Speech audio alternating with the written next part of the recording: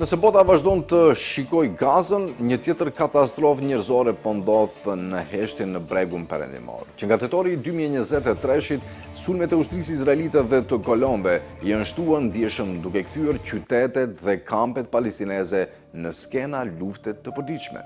Vetëm gjatë vitit 2025, mbi 7.500 bastisje ushtarake janë kryer nga forcat izraelite, një intensitet që se ka parë rajoni që nga intifada e dytë në vitin 2000.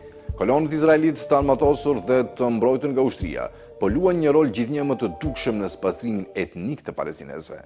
Në vitin 2024, u regjistruan 1.400 sulme të dhunshme ndaj komuniteteve palestineze, numri më i lartë që nga fillimi i regjistrimeve nga OKB-ja. Shtëpit po prishen me justifikime administrative, tokat po konfiskohen dhe fshatra të tëra po zhduken nën presionin e kolonëve.